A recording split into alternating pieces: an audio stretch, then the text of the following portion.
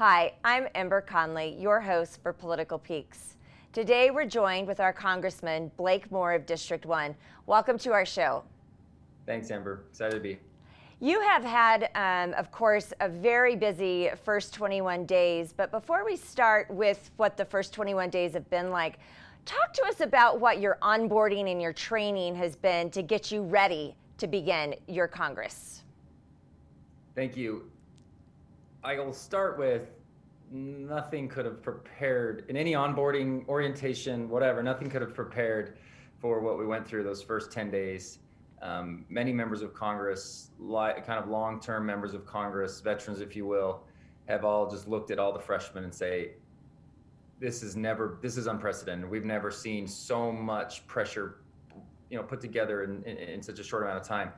And so look forward to sharing some of that. But just with the onboarding, if you will, right after the election, it came very fast, right? That following week started orientation, and we got to go back. And I would bucket it in two big concepts. One, there was sort of all of the standard briefings that you needed to go through, learning about certain procedures, getting all of the policy in place with respect to setting up an office and organizing staff and decisions that you need to make, even choosing an office, those sort of procedural things.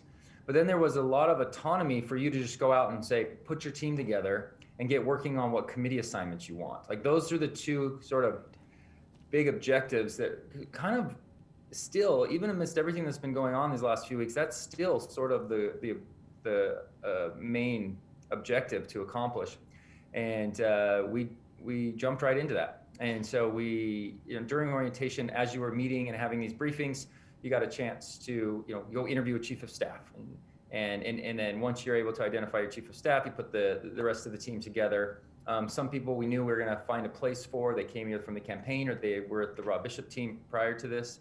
And it was just once we made a decision on chief of staff, it was finding all the other pieces to fit in place, and then just going full steam on committee assignments. Like that's why I got into this job, right? Like to work as a team, get involved on a particular issue, and see what you can do to improve what the outlook that needs to be accomplished, or what's going on as things come up, being able to address that. Like the committee work is something that I'm really excited about.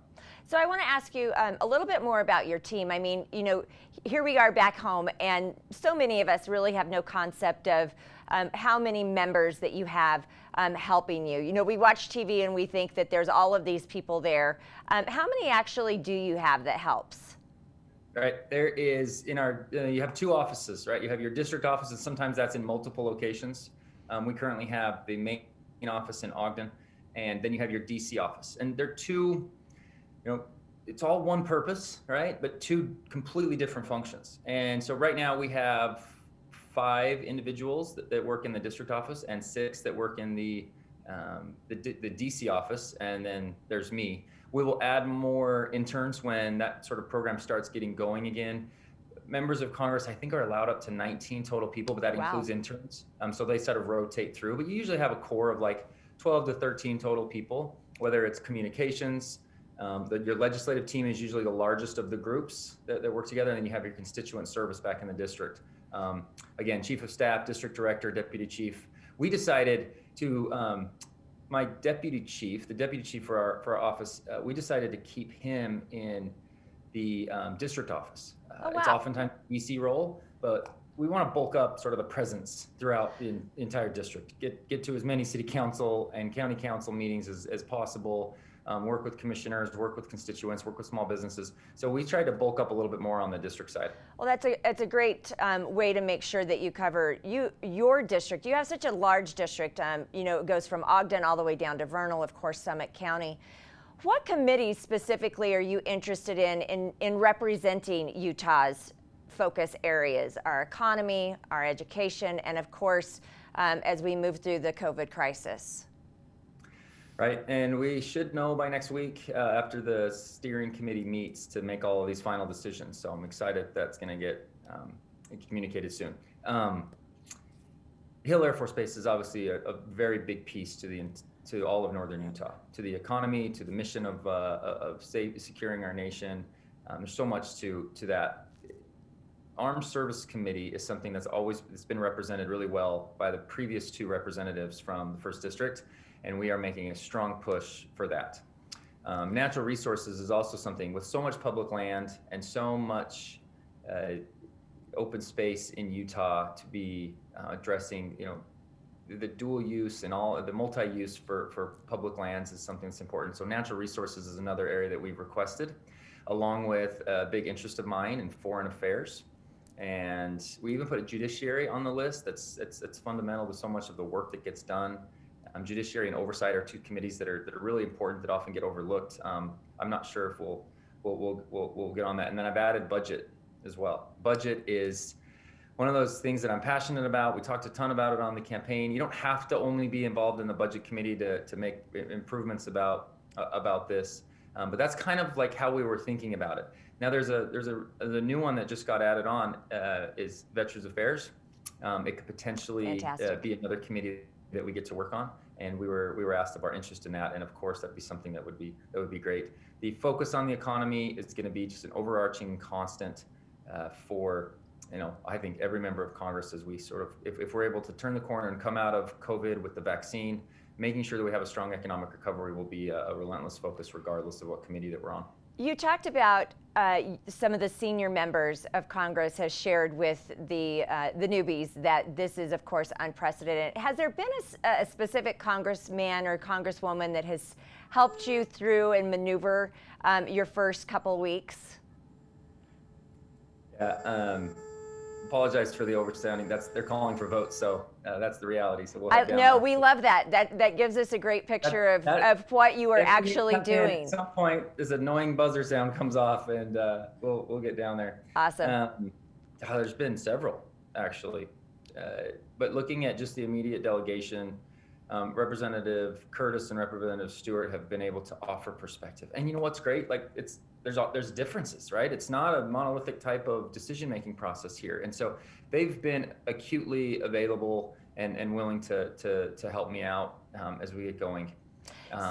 So you released, sorry about that, you released a statement on January 7th, and of course the riots had started and happened, and you had actually voted against what the majority of your party had voted on in relation to the Electoral College votes and stripping that from sovereign states.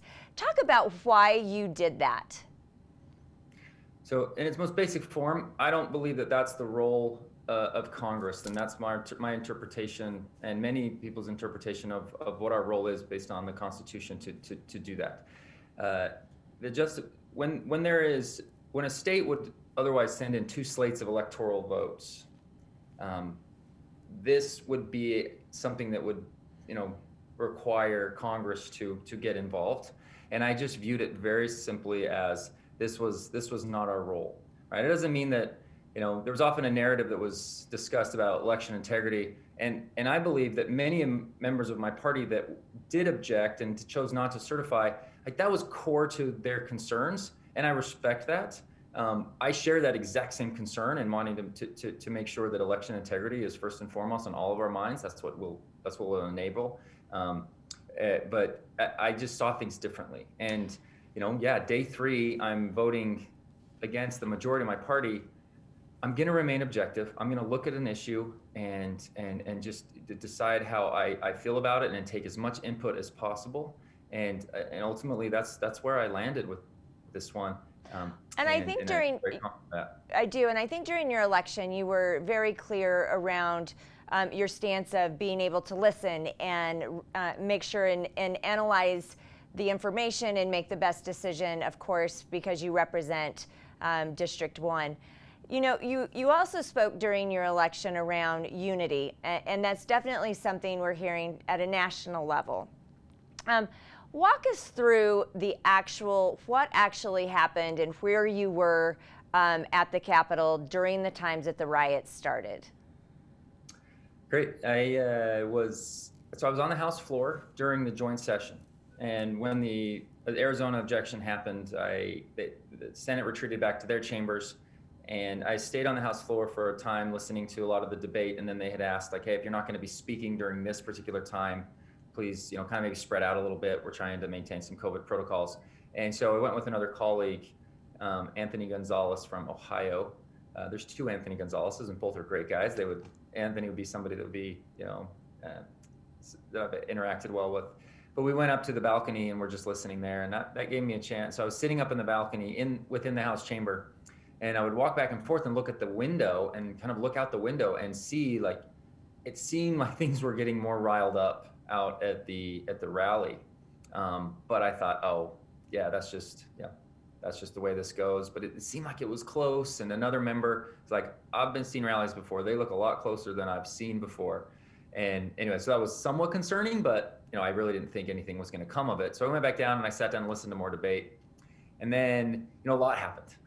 And I think I've done a good job of not over dramatizing it. There was a moments where once we knew that there was a Capitol breach, I still felt comfortable and calm enough to call my wife and let her know, like, very clearly how things are, and communicate with my team. But then, of course, there were moments where the police rushed in and basically, stood at attention at every single door, double secured them. There's so many doors and entryways into that. So there was a bit of a rush there, and a lot of commotion going on. And then they were giving updates and asking everybody to stay down, get your gas masks out. I mean, you can't help but all of a sudden be very nervous. That was probably the most tenuous piece of the entire situation. Was that, because you really are helpless, right? You don't have proper information. You're only getting tidbits from your team. It's amazing how quick Twitter can move around this world and Indeed. provide updates. It's quite scary, to be honest with you. But they were giving me information, and I was seeing that they had overtaken the Senate chamber. Anyway, so. So were you trained initially to even use a gas mask? I mean, is that something that they train you during the onboarding? No, and it was tricky to actually, I figured out pretty quickly how to open it. And the gentleman behind me was pretty nervous, actually, and he was shaking a little bit. And so I swapped him it, because I had learned a little trick about, I've opened plenty of shrink wrap. It's almost like opening a bag of potato chips, to be honest with you, for lack of better explanation. But the part where you don't have control, when you can't be moving yourself, is the kind of harrowing parts.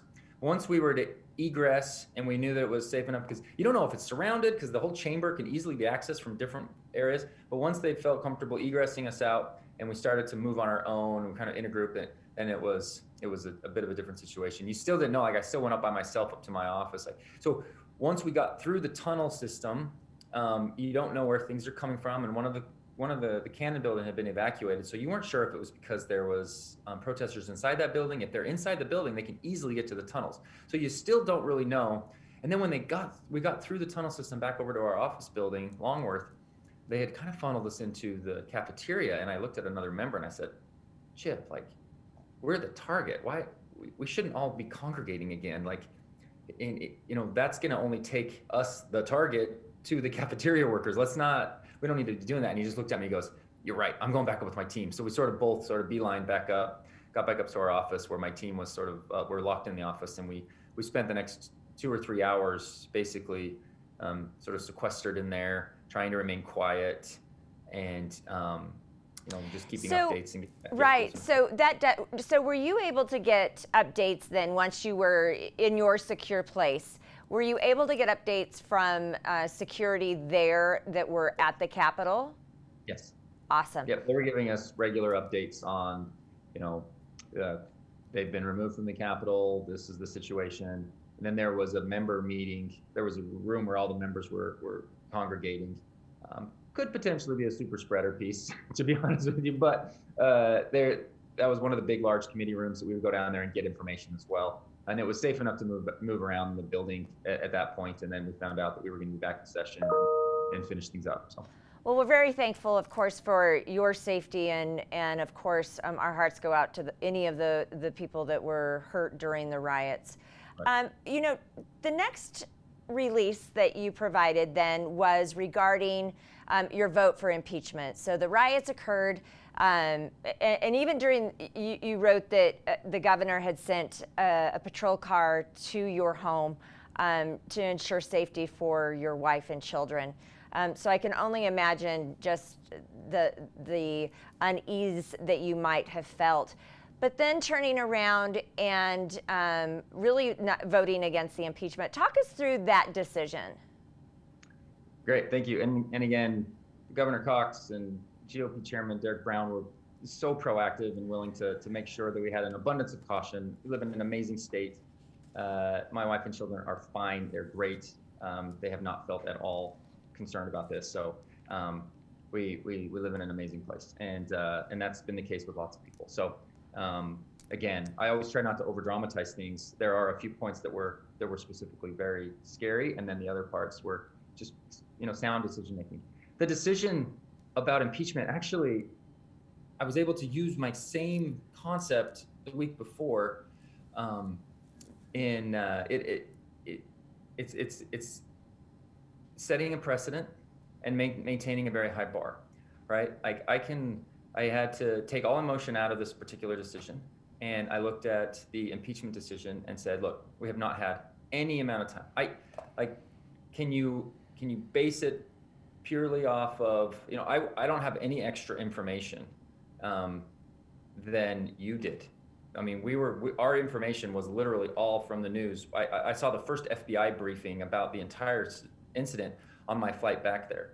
And so I wasn't going to, it all came down to, there's been no hearings, there's been no particular, committee work that's been done or presented through a typical process for impeachment, and doing so would set a bad precedent on what would require impeachment going forward. And I'm gonna maintain a high bar there, but that doesn't mean that I don't say there's responsibility. Even Leader McCarthy has recognized that President Trump bears some responsibility. To what degree we didn't have the opportunity to do so. Now, can due process be passed through to the Senate for the investigation and the trial? Some will argue it that way, and I felt that I used the same exact reasoning for my decision against the majority of my party the first week to align on where I did on the second week. And it's just, things can get emotional back here, especially with that. Absolutely. And that's where I landed. And I really appreciate you sharing your thoughts and how you processed that decision. I have two more questions for you. And that really is around what was your perspective of yesterday? I know that we've definitely had some conflict in being able to get this scheduled just because of how many challenges that you've had during your first couple weeks.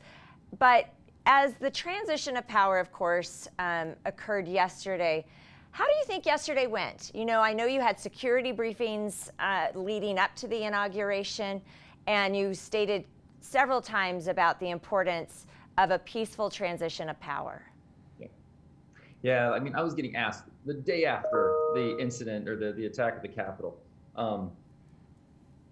My comment was always, the objective is a peaceful transfer of power. Like, no one wanted for January 6th to happen. And some people will say we did not have a peaceful transfer of power based off of that event. So yesterday but I don't believe that. Things got out of hand on the 6th, and wherever the blame needs to land is for a proper investigation and proper procedure. But I'll say this about yesterday. It was a great event. It was an honor to be able to be there. I'm thrilled that the voters of the 1st District have entrusted me with that capability to be able to go. We got there early, got a chance to interact on a much more personal level with members from my party, members from the Democrat Party. There's a camaraderie that I believe is building. I'm not going to be naive. I know political fights will continue to go on. Unity, it's never, we're always going to have differences. I have to be confident and optimistic that we'll be able to, continue to move forward as a country. I love what the poet said when she said that we're unfinished, right? That was probably the coolest part of the entire thing. That poem was incredible. It was neat to hear. It was a special moment to be able to be a part of that. But just the entire event itself was a good event, and I think that we'll keep moving on. Well, I feel that there was a sigh of relief that, there was tension that was building, and a sigh of relief that the inauguration is indeed complete. So we've talked about your first couple weeks, your onboarding, your training, and then, of course, putting your team together. But what do you hope to accomplish in the next 100 days? I'm going to tell you, today has been the best day. I had like 5 briefing documents from my team. We had several calls and meetings today. We were talking about emergency medical system, or the ENTs and what they need out of certain legislation that's taking place. I got to go to a committee hearing just a moment ago, a private committee hearing with respect to General Austin, that is likely going to be the next Secretary of Defense. This is what I thought the job was going to be. So our plan, our goal is to secure our committee assignments, and then, if we're on armed services, it would be immediately getting going, working on what goes into this year's National Defense Authorization Act. There's big decisions to make, and there will be, President Biden has put together several executive actions. I don't like how all the presidents of the last several decades have relied so heavily on executive action, but I get that's a function that Congress, doesn't get, has a lot of gridlock with it. And so there's a lot to be considered, but when we get a committee assignments, we'll be able to identify, certain things. There's already some, trails or land sort of legislation that's in the works. We'll be able to pick up on that and then just put forth an agenda, what we're looking to accomplish. And a lot of it will depend on what committees we land on. Well, your excitement and energy is certainly contagious, and we want to continue to wish you the best of luck and well-wishing of safety for not only just you, but your entire team. And thank you for your service to those that have elected you in District 1. Well, thanks for helping us share the message. We always appreciate it. I'm Ember Conley, your host for Political Peaks. Remember to follow us on Facebook and Twitter at Park City TV, over the air on Channel 36, and on our Comcast channels 17 and 102.